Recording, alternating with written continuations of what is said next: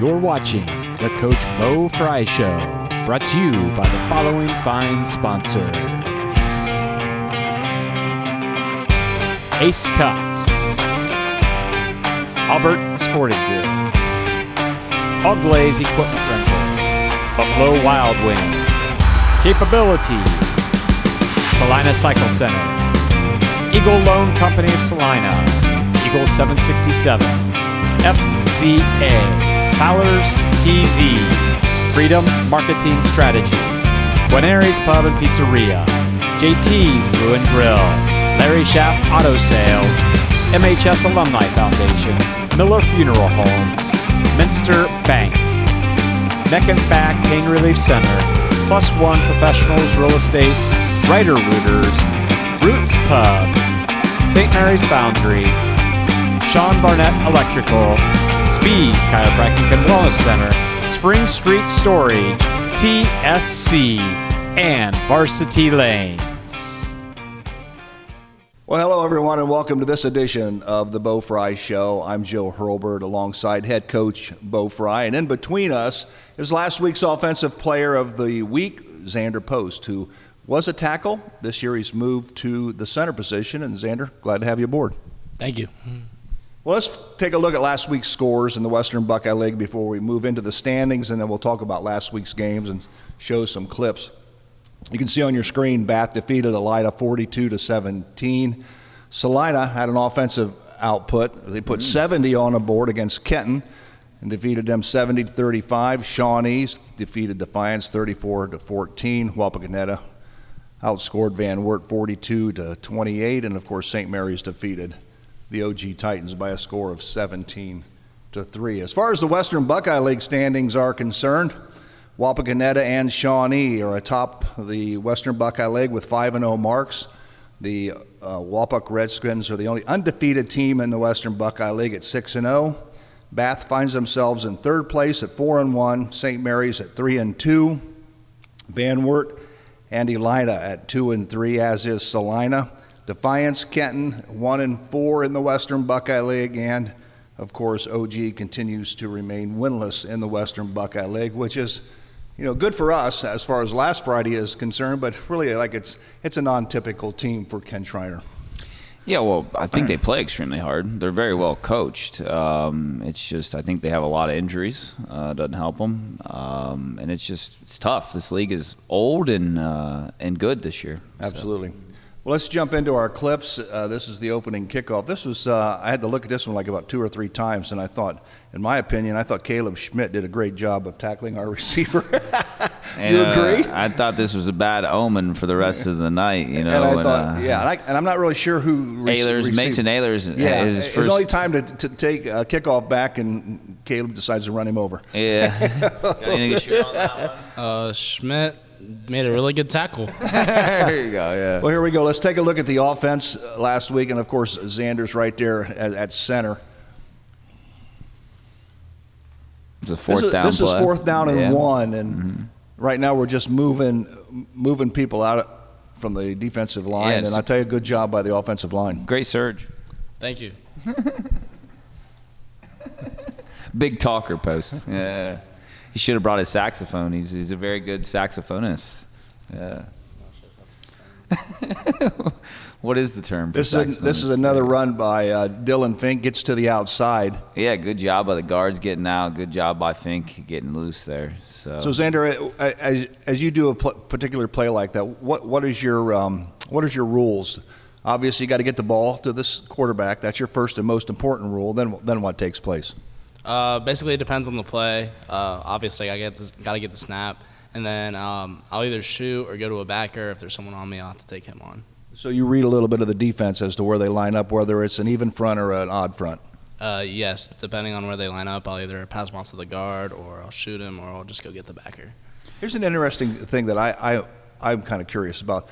When you line up for a particular play, do you have conversations with your guards as to possibly what you're going to do, or do you just automatically know instinctively what you're going to do?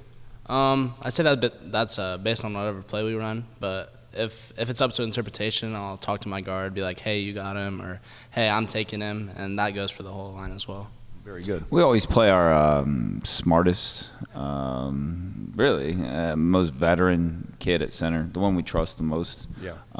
Because we get a lot of different looks, and the center has to basically get everybody right. And I think it's very unselfish for Xander, who is really comfortable at offensive tackle and did a great job last year, to give up that position to come to be the center this year. Yeah, I appreciate that. And somewhat out of necessity. We had a couple other guys quit. Right. But he's a heck of a center, a heck of an offensive lineman. I think if he wants to play at the next level, he can do that at center. Absolutely. Well, this one doesn't involve the offense, but this was just simply a nice screen pass by OG. It was set up well. I think the defense missed a few tackles, but all in all, it was a good screen by Defiance. We missed a tackle there. Yeah. Then we It's a good job by Trey running him down. Yeah, then we just had to run him down. They kind of caught us with your pants down. You know what I mean? We were coming hot with a blitz, Right. and sometimes you get us right. You know, Right. so. And that is obviously their quarterback, Tanner Vogt, was 12 of 22, 162 yards. That was the longest pass of the game. Good. And it was good. It came early in the ball game, and that was it. Defense made the adjustments and was able to move on. Cole Mullins. I'm Cole sorry. Mullins. Yeah, Cole sack. he had himself a pretty good ball game. Yeah, he did. He plays hard. The D lineman. You got anything to share about the D line? You know, they try hard. I'll give them that. Do you guys go against the first team D line throughout the season, or do you just do it primarily in like two-a-days? Tuesdays. Yeah, Tuesdays and Mondays we'll take on. It'll be blue group on blue group, so varsity on varsity. So we'll play against the D line and.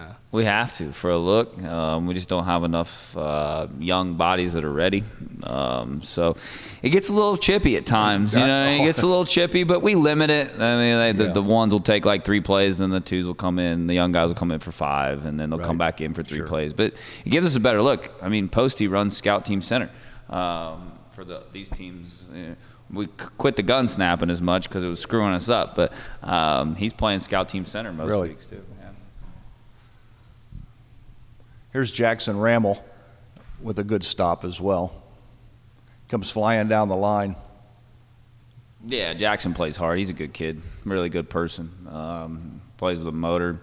You've heard that Rammel name forever. He's connected to the Timmies and the Pauls and all those guys. So, and there's a lot of them coming, which is good. You know, you're looking down at the youth level. There's a lot of young Rammels coming. So, we're excited for them.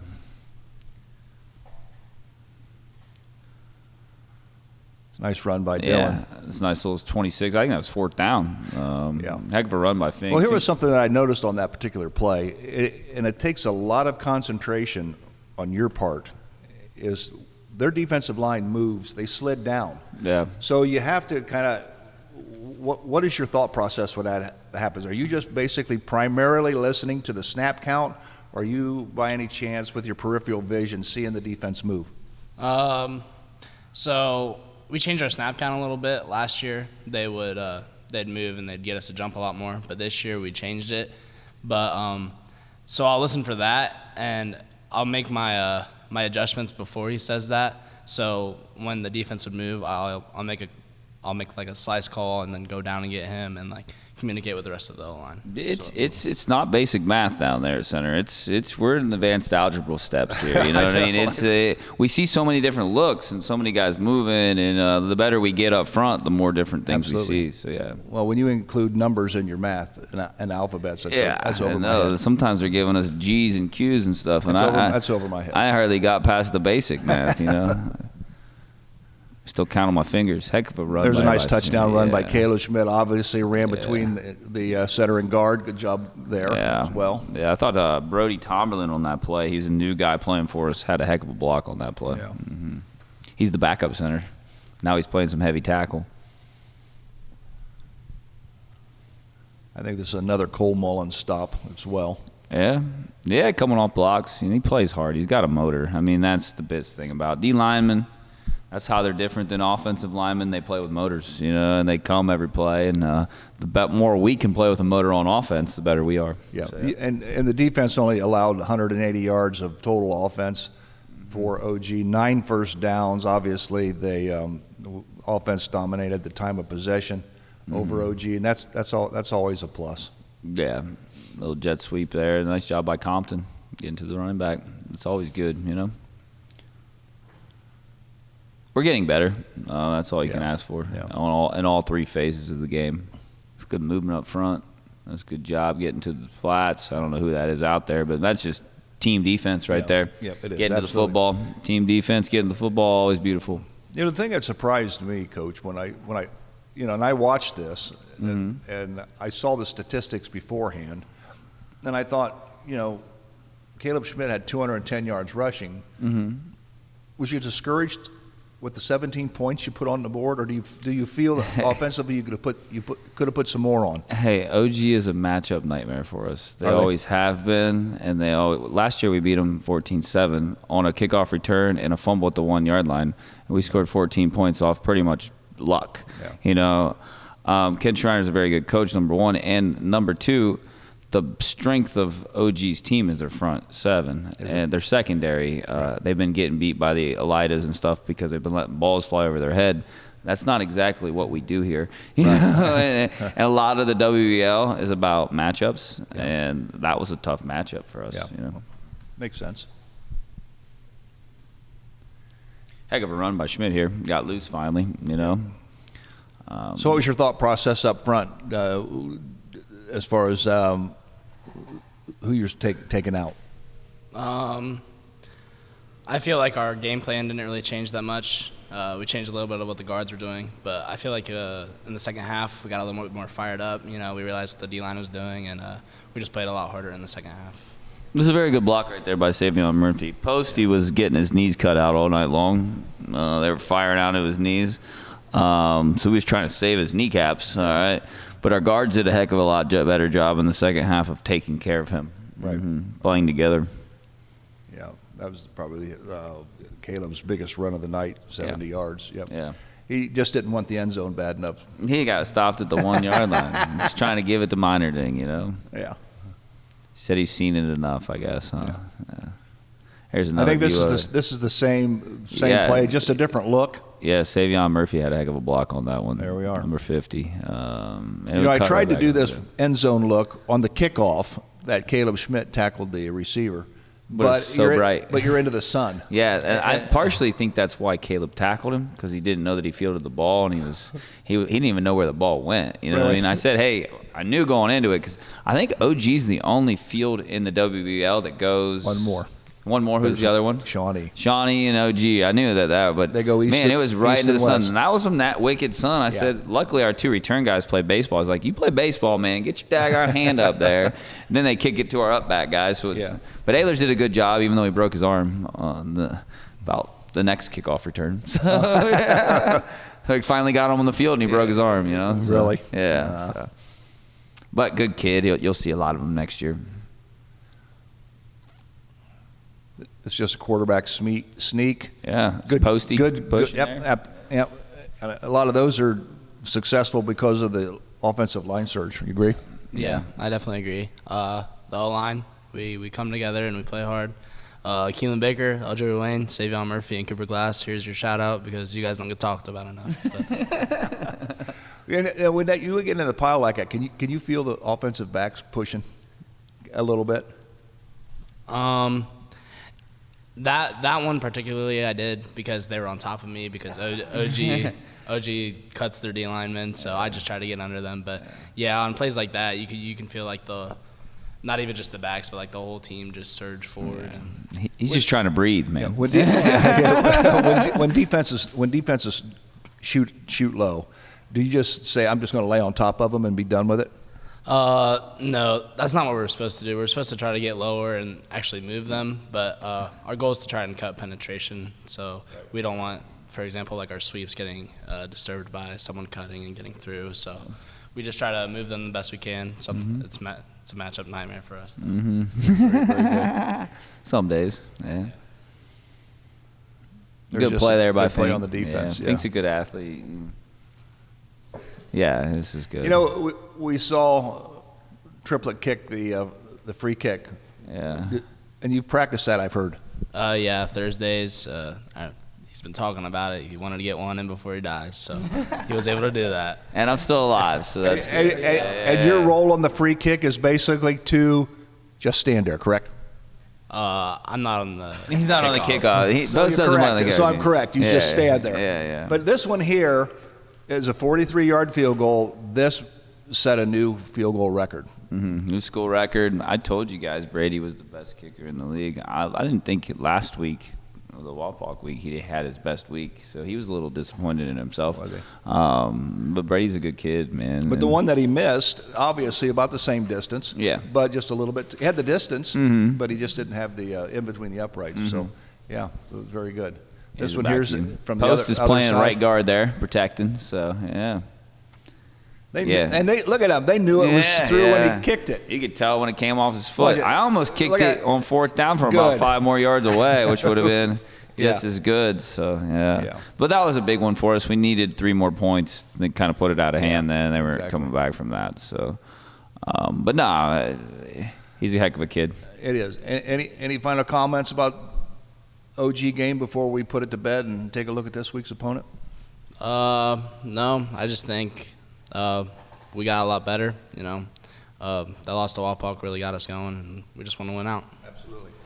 That'll be the key. So we'll take a quick break. We're going to come back and take a look at this week's game around the Western Buckeye League as well as this week's opponent. We'll do that and more when we come back on the Bo Frye Show right after this.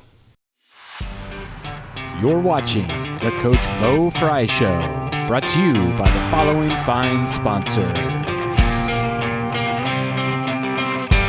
Ace Cuts, Albert Sporting Goods, All Glaze Equipment Rental, Buffalo Wild Wing, Capability, Salina Cycle Center, Eagle Loan Company of Salina, Eagle 767, FCA, Fowler's TV, Freedom Marketing Strategies, Buenaries Pub and Pizzeria, JT's Brew and Grill, Larry Schaff Auto Sales, MHS Alumni Foundation, Miller Funeral Homes, Minster Bank, Neck and Back Pain Relief Center, Plus One Professionals Real Estate, Writer Rooters, Roots Pub, St. Mary's Foundry, Sean Barnett Electrical, Spees Chiropractic and Wellness Center, Spring Street Storage, TSC, and Varsity Lanes. Alrighty, we welcome you back once again to the Bo Frye Show. I'm Joe Hurlbert alongside head coach, and between us is Xander Post. In the center of us, he's also the offensive center for the Rough Riders this year. Let's take a look at this week's game around the Western Buckeye League. Bath is on the road. They'll take on OG. Elida's at Salina.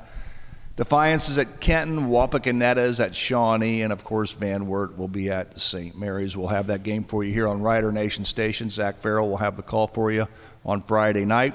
But when you take a look at the Van Wert Cougars, they, again, offensively, they have some talent at the quarterback position. Seems like Crummy has been there like for 15 years. He's only a sophomore. Man. That's his son. So, yeah, the one that I think he played at Michigan State. Maybe his dad. Is that it? So, played DN or something. So anyhow, when you look offensively, when you get preparing this week, what are you working hard on this week?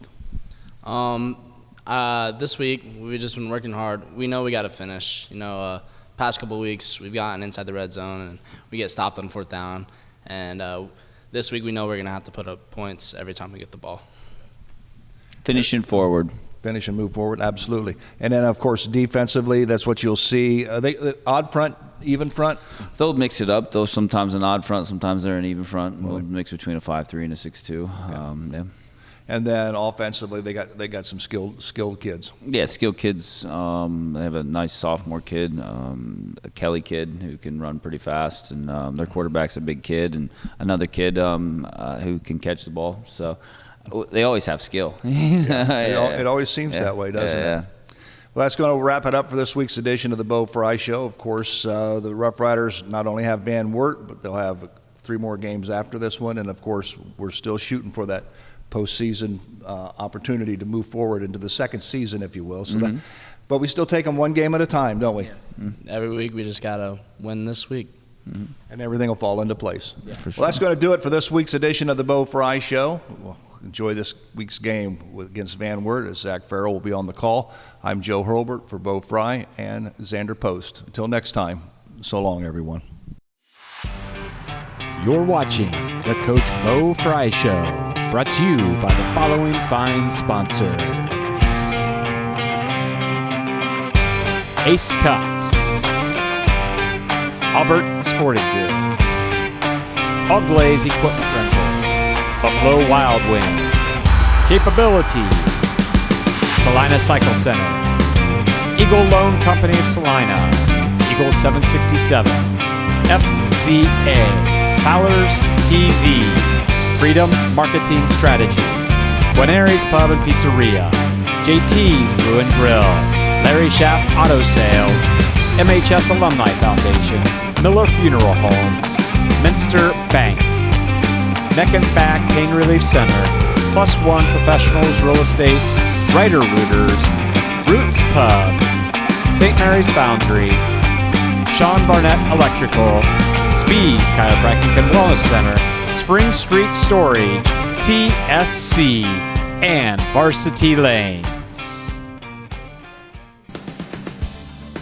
Thanks for watching another episode of Rider Nation Station. Help us help you by subscribing on YouTube or following us on Facebook.